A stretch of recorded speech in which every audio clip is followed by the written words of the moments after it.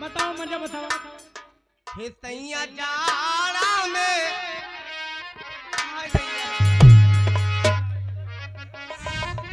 सैया जाड़ा में कवना करई की रजाई लेखा काम आई थी। जाड़ा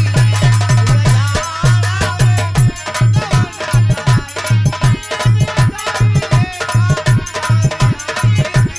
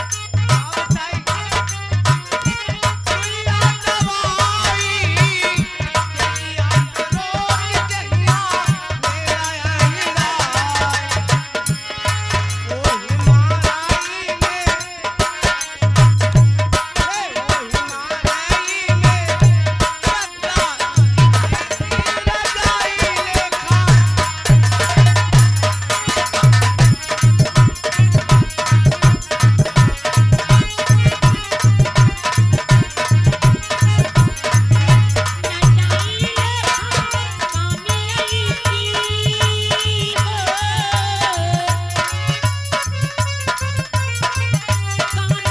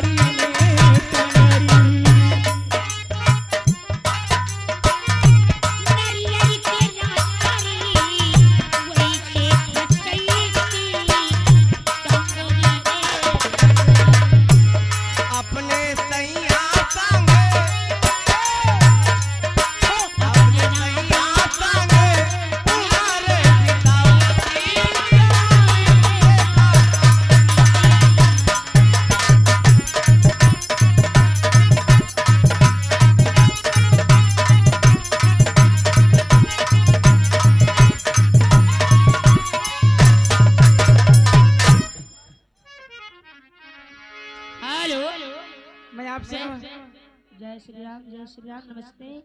और कैसी हो? मैं ठीक हूँ। ये बताओ आप कैसी हो? बहनी हमरे ठंडी लग गए है। ठंडी लग गए हैं? दवा खा के तो चलिए होते उठी सुई लगा दे। हट हट, तुम सुई नहीं लगो, तुम जाने तो सुई लगवावत हो। ये बात हाँ। क्या लेकर आई हो? बहुत कुछ लाए बच्चे, लेबू देबू तो काहे ना ले? नहीं ठंडे ना ले नहीं तो बीमार हो जाते। ठंडी में तो ठीक है। हेलो, खास करके तिवारी चाचा जी काहे ठंडे परे हो अदर में 60 रुपए दर्जन केला। ये देख लो भैया, यहाँ स्टेशन केला कराई ले चाय बेच रहे हैं। वो तेरी बंजारनी वो रस्ता देखे कभी आएगा मेरे बंजारे।